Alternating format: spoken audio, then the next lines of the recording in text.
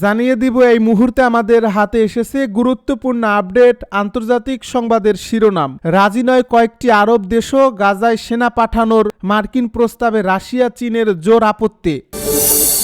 এবারে জানিয়ে দিব যুদ্ধবিরতির মধ্যে ইসরায়েলের হামলায় লেবাননে 114 বেসামরিক নিহত। আরও জানাবো ডোনাল্ড ট্রাম্পের কাছে দুঃখ প্রকাশ করল বিবিসি, তবে ক্ষতিপূরণে নারাজ। এদিকে মঙ্গল অভিযানে নাসার 2 মহাকাশযান। সব শেষে জানিয়ে দিব দুর্নীতির অভিযোগে 2 মন্ত্রীকে বরখাস্ত করলেন জেলেনস্কি। এতক্ষণ শুনছিলেন হাতে থাকা আপডেট সংবাদের শিরোনাম, এবারে বিস্তারিত। তবে তার আগে অনুরোধ রইল ভিডিওটিতে একটি লাইক এবং কমেন্ট করে জানিয়ে দিন ভিডিও সম্পর্কে আপনার মূল্যবান মতামত। আরও জানিয়ে দিন ভিডিওটি কোথা থেকে দেখছেন বা কোন জেলা থেকে দেখছেন। গাজায় সেনা পাঠানোর মার্কিন প্রস্তাবে রাশিয়া চীনের জোর আপত্তি। ফিলিস্তিনের গাজা ভূখণ্ডে স্থিতিশীলতা রক্ষায় আন্তর্জাতিক বাহিনী গঠন ও তাদেরকে সেখানে পাঠানোর বিষয়ে যুক্তরাষ্ট্রের প্রস্তাবে জোর আপত্তি জানিয়েছে রাশিয়া, চীন সহ একাধিক আরব দেশ। এতে করে মার্কিন এই প্রস্তাবটি কার্যত ঝুলে গেছে। মূলত ফিলিস্তিন রাষ্ট্র প্রতিষ্ঠা রোডম্যাপ ও ইসরায়েলি সেনা প্রত্যাহারের নিশ্চয়তা না থাকায় মার্কিন এই প্রস্তাবটি নিয়ে নিরাপত্তা পরিষদে তীব্র মতপার্থক্য তৈরি হয়েছে। শুক্রবার এক প্রতিবেদন এই তথ্য জানিয়েছে সংবাদ মাধ্যম TRT ওয়ার্ল্ড। এই সংবাদ মাধ্যমটি বলছে, গাজায় আন্তর্জাতিক স্থিতিশীলতা বাহিনী গঠনে জাতিসংঘের অনুমোদন নিশ্চিত করা যুক্তরাষ্ট্র যে প্রস্তাব দিয়েছে তা রাশিয়া, চীন এবং একাধিক আরব দেশের আপত্তির মুখে পড়ছে। তারা বলছে গাজার প্রশাসনিক কাঠামো কিভাবে হবে আর সেই ব্যবস্থায় ফিলিস্তিন কর্তৃপক্ষের কোনো স্থান না থাকা, এই দুটি বিষয় অগ্রহণযোগ্য। জাতিসংঘে হওয়া আলোচনার বিষয়ে অবগত 4 কূটনীতিকের তথ্য অনুযায়ী নিরাপত্তা পরিষদের ভেটো ক্ষমতাধারী স্থায়ী সদস্য রাশিয়া ও চীন দাবি করছে ডোনাল্ড ট্রাম্পের যুদ্ধবিরতি পরিকল্পনার অংশ হিসেবে যে বোর্ড অব পিস গঠনের কথা বলা হয়েছে তা পুরোপুরি তুলে দিতে হবে। স্থানীয় সময় গত বুধবার রাতে যে সংশোধিত খসড়া ফিরিয়ে দেওয়া হয় সেখানে যুক্তরাষ্ট্র ওই বোর্ডের কথা উল্লেখ করেছিল, তবে আগের খসড়ায় রাজনৈতিক দিক নির্দেশনার অভাব ছিল। এ অভিযোগের জবাবে নতুন খসড়ায় ফিলিস্তিনের আত্মনিয়ন্ত্রণের অধিকারের কথা উল্লেখ করছে ওয়াশিংটন। যুদ্ধবিরতির মধ্যে ইসরায়েলের হামলায় লেবাননে 114 বেসামরিক নিহত। জাতিসংঘের মানবাধিকার দপ্তর জানিয়েছে, লেবাননের সঙ্গে 2024 সালের নভেম্বরে হওয়া যুদ্ধবিরতি চুক্তি লঙ্ঘন করে ইসরায়েল যে হামলাগুলো চালিয়েছে তাতে এখন পর্যন্ত 114 জন বেসামরিক নিহত হয়েছেন।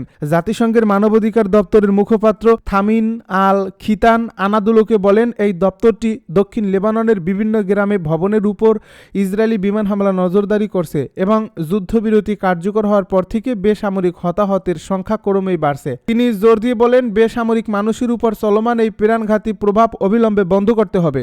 2 বছরেরও বেশি সময় ধরে সীমান্ত অঞ্চলের বাসিন্দারা অস্থিরতা ও আতঙ্কের মধ্যে জীবনযাপন করছেন বলেও উল্লেখ করেন তিনি। থামিন আল খিতান যুদ্ধবিরতি চুক্তি ও আন্তর্জাতিক মানবাধিকার আইন কঠোরভাবে মেনে চলার আহ্বান জানান। ইসরায়েলি বাহিনী 2023 সালের অক্টোবর থেকে লেবাননে হামলা চালিয়ে আসছে, যা 2024 সালের সেপ্টেম্বরে পূর্ণমাত্রার আক্রমণের রূপ নেয়। এসব হামলায় এখন পর্যন্ত 4000-এর বেশি মানুষ নিহত এবং প্রায় 17,000 আহত হয়েছে। ডোনাল্ড ট্রাম্পের কাছে দুঃখ প্রকাশ করল বিবিসি, তবে ক্ষতিপূরণে নারাজ।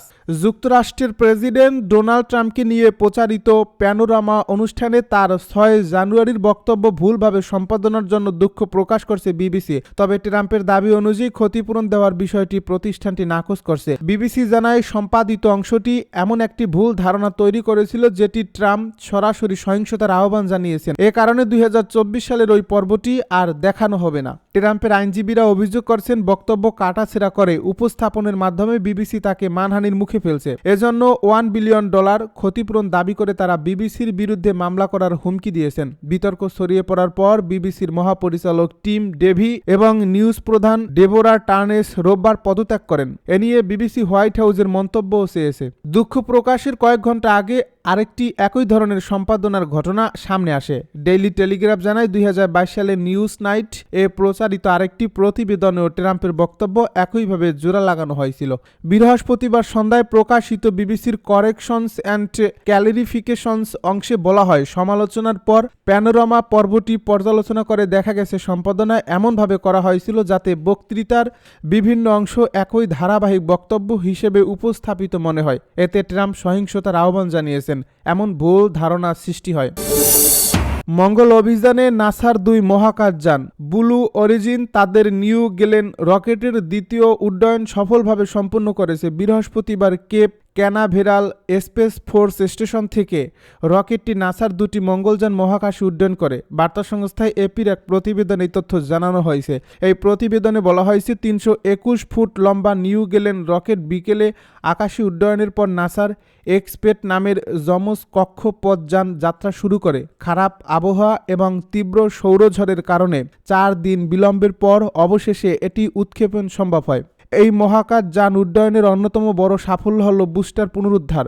উপরের ধাপ ও মহাকাশ যান আলাদা হওয়ার পর এই বুস্টারটি 600 কিলোমিটার দূরে সমুদ্রে থাকা একটি বার্জে সোজাভাবে নেমে এসেছে। এটি ব্লু অরিজিনের প্রথম সফল বুস্টার ল্যান্ডিং, যা ব্যয় কমানো ও পুনর্ব্যবহারযোগ্য রকেট প্রযুক্তিতে বড় মাইলফলক হিসেবে দেখা হচ্ছে। ল্যান্ডিং দেখে উৎক্ষেপণ কেন্দ্র থেকে উচ্ছ্বাস প্রকাশ করেন প্রতিষ্ঠানটির প্রতিষ্ঠাতা জেফ বেসোস। নাসা কর্মকর্তাদের পাশাপাশি স্পেসএক্সের প্রধান ইলন মাস্ক অভিনন্দন জানান। এপি জানিয়েছে 2টি একই ধরনের কক্ষপথযান প্রথমে পৃথিবীর কাছে প্রায় 10 লাখ মাইল দূরে অবস্থান করবে। আগামী বছর পৃথিবী মঙ্গল সঠিকভাবে সারিবদ্ধ হলে তারা গ্র্যাভিটি অ্যাসিস্ট নিয়ে 2027 সালে মঙ্গলে পৌঁছাবে। দুর্নীতির অভিযোগে 2 মন্ত্রীকে বরখাস্ত করলেন জেলেনস্কি। ইউক্রেনের প্রেসিডেন্ট ভলোদিমির জেলেনস্কি দেশটির জ্বালানি খাতে ব্যাপক দুর্নীতির অভিযোগ ওঠায় তার মন্ত্রিসভার 2 জন সদস্যকে বরখাস্ত করেছেন। বরখাস্ত হওয়া মন্ত্রীরা হলেন আইনমন্ত্রী হারমান হালুশেঙ্কো ও জ্বালানি মন্ত্রী ভিতলানা গিরিনচুক। তাদের বিরুদ্ধে অন্তত $10 কোটি ঘুষ নেওয়া চক্রের সঙ্গে জড়িত থাকার অভিযোগ উঠেছে। 2 মন্ত্রী ছাড়াও জেলেনস্কি তার ঘনিষ্ঠ বন্ধু ও সাবেক ব্যবসায়িক অংশীদার তিমুর মিনদিচের বিরুদ্ধেও ব্যক্তিগত নিষেধাজ্ঞার ঘোষণা দিয়েছে। অভিযোগ উঠেছে পুরো ঘুষ চক্রের বিষয়টি সমন্বয়ের দায়িত্বে ছিলেন মিনদিচ। দুর্নীতি নিয়ে জনরোষের বিষয়টি স্বীকার করে জেলেনস্কি বলেছেন, জ্বালানি খাতের সব কাজে সর্বোচ্চ স্বচ্ছতা থাকা উচিত।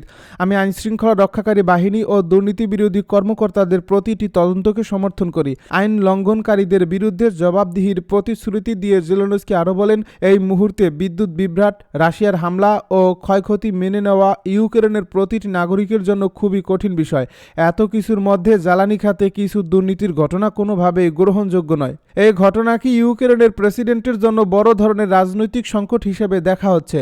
দুর্নীতি বিরোধী আন্দোলন কর্মী, বিরোধী দলীয় নেতা ও সাবেক সেনা কর্মকর্তারা জেলেনস্কির প্রতি আহ্বান জানিয়েছিলেন, এই কষ্টকর কাজ হলেও নিজের ঘনিষ্ঠজনদের কারাগারে পাঠানো ও বরখাস্ত করার মতো বিষয়ে চূড়ান্ত সিদ্ধান্ত নিতে হবে।